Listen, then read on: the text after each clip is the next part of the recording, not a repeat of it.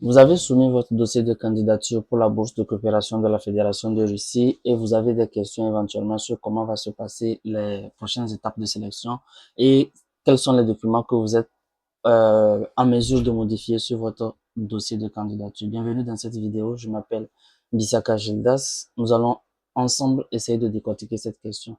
Restez jusqu'à la fin, n'oubliez pas de vous abonner et de laisser vos questions en commentaire qui vont suivre. Parlons d'abord du statut de votre candidature. Le statut de votre candidature, c'est un statut que vous pouvez voir à ce niveau en cliquant sur mes applications. En cliquant sur mes applications, vous allez voir un statut en bleu ici. Il y a différents types de statuts que vous pouvez avoir. À cette étape de candidature, c'est-à-dire à l'étape où vous venez juste de postuler et vous attendez les résultats de la première étape, vous avez trois types de statuts possibles. Le premier statut, c'est le statut vérifié par la mission de la Russie à l'étranger. C'est le statut que vous devez avoir pour quelqu'un qui a bien soumis. Voilà. L'autre statut que vous pouvez avoir, c'est le statut renvoyé pour révision. Renvoyé pour révision, c'est un statut qu'on va vous envoyer lorsque dans votre dossier de candidature, il y a eu quelques erreurs. Donc l'ambassade vérifie votre dossier, la conformité de vos dossiers, de vos documents, des signatures que vous avez imposées, et notamment sur l'accord du traitement des données personnelles ou sur le résumé du formulaire de demande de bourse. Voilà. Donc, quand vous avez ce genre de statut, il vous suffit juste d'aller dans la partie documents et vous allez voir des commentaires qu'on vous a fait. Les commentaires vont se présenter en orange. Vous corrigez. Et après correction de vos erreurs, n'oubliez pas de retélécharger l'application. L'application de la candidature se trouve toujours à la dernière page. Donc, vous retéléchargez l'application de la candidature ici, à ce niveau-là. Vous signez et vous soumettez à nouveau. Voilà. Le dernier statut, c'est le statut que tout le monde a en début de procédure. Lorsque vous créez votre application, n'est-ce pas? Vous avez le statut brouillon. Donc, quand la date de limite, c'est-à-dire cette date qui est mise ici pour cette année, quand cette date passe et que votre candidature est toujours sur le statut brouillon, c'est que vous n'êtes pas considéré comme un candidat parce que votre demande ne sera pas examinée. Après avoir soumis votre dossier de candidature, lorsqu'il est vérifié et que vous êtes passé sous le statut vérifié par la mission de la Fédération de Russie à l'étranger, il y a cette notification-là que vous avez. Votre demande a été bien vérifiée par les employés de l'ambassade et on vous demande d'attendre des informations supplémentaires sur la nécessité de compléter des tests ou d'exécuter des tests de sélection. Alors, de quoi s'agit-il? Les tests de sélection, sachez d'abord que ça ne concerne pas tous les pays. Voilà. Ça concerne seulement les pays qui sont indépendants du Commonwealth. Ça concerne l'Ukraine également et les pays de l'Ossétie du Sud. Voilà. Voilà. Maintenant, en quoi consistent ces tests-là? C'est un test qui se passe en ligne. C'est un test qui se passe en ligne. Je vais vous envoyer je vais mettre dans la description de cette vidéo un lien vers les anciennes épreuves. Les anciennes épreuves, ça se trouve également sur le site Education in Russia. Donc, c'est un test en ligne. Vous allez vous connecter à un moment donné. On va vous envoyer l'épreuve que vous allez traiter. Soit c'est à traiter directement en ligne, soit vous allez le faire sur une copie, vous scannez et vous renvoyer dans un délai qu'on va vous envoyer. Donc, c'est pas compliqué. Donc, on va vous donner dans la partie notification quand ce test-là vous concerne. Avant 2 semaines, je crois, avant le test, on va vous envoyer un message avec l'heure à laquelle vous devez vous connecter. Donc, également, il y aura un test en ligne pour tester votre équipement, pour savoir si votre micro, comment l'appelle-t-on, votre caméra, tout ça, là, vous allez pouvoir tester ça en ligne pour voir si ça fonctionne ou pas. Donc, il est évidemment recommandé de vous connecter à l'avance pour pouvoir vous préparer, pour pouvoir mettre tout en place pour que vous n'ayez pas de dérangement lors de cette épreuve-là. Alors, en suivant le lien que je vous ai mis dans la description, vous allez arriver sur cette page-là. Donc, c'est la page sur laquelle vous avez trouvé les anciennes épreuves. Donc, voilà. Donc, on récite également les pays qui sont concernés par le test de sélection. Voilà. On récite tout ça ici également. Voilà. Et ici, vous avez les versions PDF de quelques épreuves des années passées. Il y a histoire, il y a mathématiques, il y a langue russe, physique, chimie et biologie. Vous devez savoir, même si vous faites partie de ces pays qu'on a cités ici, le test de sélection ne vous concerne pas si vous postulez pour le niveau master ou pour le niveau de thèse de doctorat. Ça concerne uniquement ceux qui postulent pour le niveau de licence et pour le niveau de spécialité.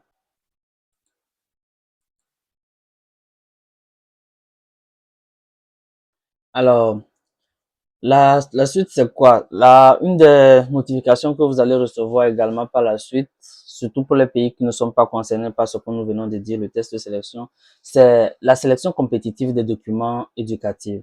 Donc, la sélection compétitive des documents éducatifs, bon, vous allez recevoir également une notification qui vous préviendra de l'heure à laquelle ça sera fait. Mais dans ce cas, ça ne nécessite pas votre présence. Ça ne nécessite pas que vous vous connectez parce que la sélection compétitive des documents éducatifs, c'est quand on va étudier votre dossier, notamment votre relevé de notes et vos diplômes. Voilà. Pour pouvoir, voilà, évaluer votre candidature. Donc, les notes que vous avez reçues, que ce soit les notes du système francophone ou autre système de notation, ça sera converti. Donc, c'est l'ambassade qui sera chargée de ça, converti en notation russe pour pouvoir évaluer quelle est la note ou le poids de vos documents éducatifs dans, voilà, dans le processus de sélection pour pouvoir vous juger par rapport aux autres candidats. Voilà. Donc, euh, elle a généralement lieu juste quelques semaines ou quelques jours après la première étape. Donc, c'est toujours dans la même période, fin février, début mars. Donc, ensuite, là, après cette étape-là, il y a l'étude de votre portfolio ou de vos réalisations de vos réalisations, que ce soit les stages académiques que vous avez fait, que ce soit les Olympiades. Donc, en postulant dans la vidéo dans laquelle on a postulé, je vous ai montré où ajouter ces documents-là, où ajouter vos compétences, autres, les autres compétences que vous avez, où ajouter les Olympiades que vous avez passées. Les Olympiades, soit ce sont des Olympiades russes, soit ce sont les Olympiades euh, internationales. Voilà. Dans mon groupe WhatsApp, je partage avec vous les Olympiades.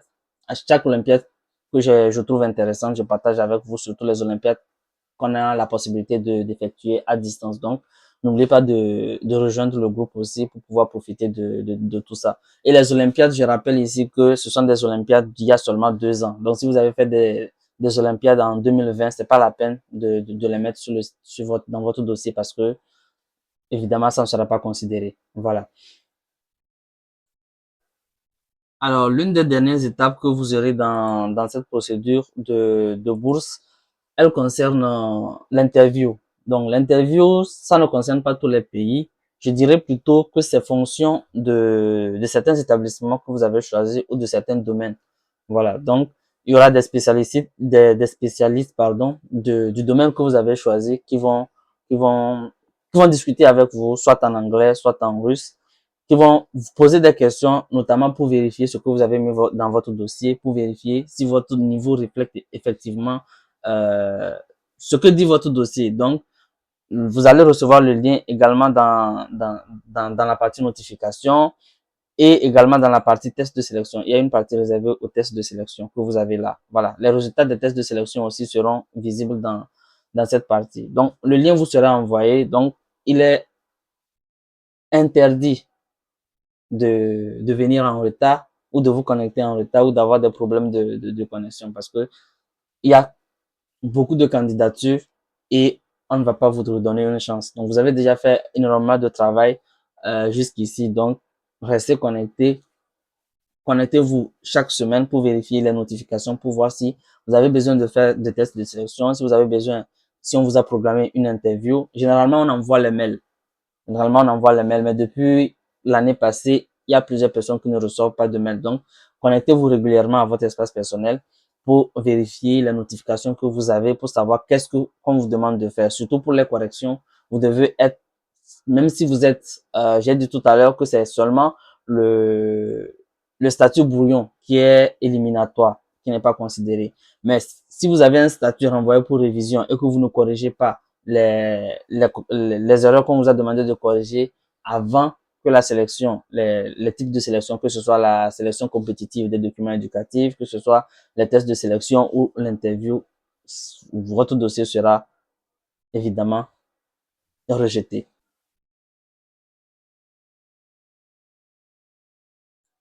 Alors, la dernière chose que je souhaite partager avec vous, c'est quelles sont, à cette étape de la candidature, les informations ou bien les données que vous pouvez modifier dans votre dossier de candidature.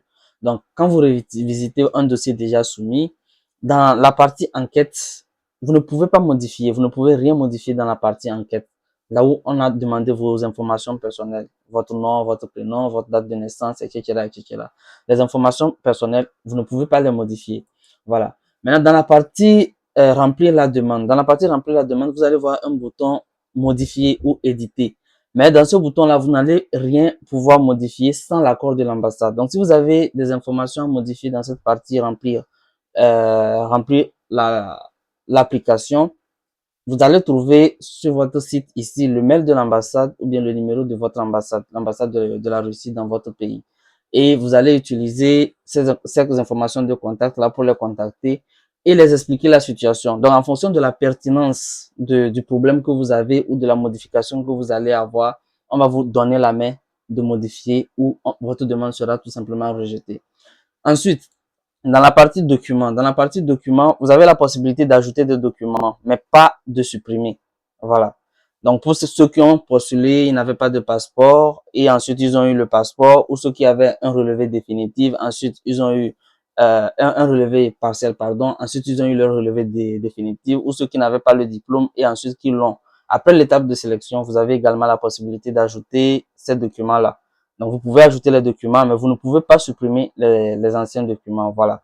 Donc, je rappelle, à chaque modification, il faut bien évidemment réimprimer l'application, resigner et soumettre. Mais dans le cadre de l'ajout des documents, si l'ambassade ne vous a pas donné, c'est la seule action que vous pouvez faire sans l'accord de l'ambassade. Et dans ce cas, vous n'avez pas la main pour modifier ou pour réimprimer l'application pour la signer.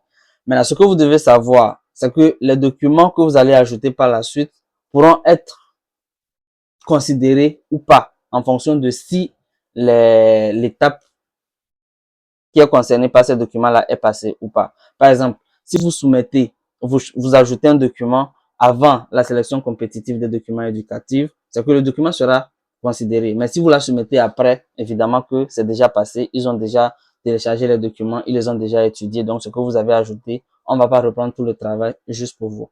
Voilà, nous arrivons à la fin de cette vidéo. Je vous remercie d'avoir suivi jusqu'à la fin. N'oubliez pas de vous abonner et rejoignez notre groupe WhatsApp et vous allez continuer par laisser vos questions, vos inquiétudes et je vous laisserai également les informations sur chaque étape qui va passer. Si un pays est en train de passer une sélection compétitive, je vous dirai. Si un pays est entré dans la phase des interviews, je vous dirai. Si un pays également a obtenu déjà les résultats de la première étape, je vous dirai. Et vous, de votre côté, n'oubliez pas de vous connecter à chaque fois pour vérifier votre dossier, pour vérifier les notifications. Ne vous attendez pas seulement au mail, mais connectez-vous à chaque fois que vous avez la possibilité de le faire.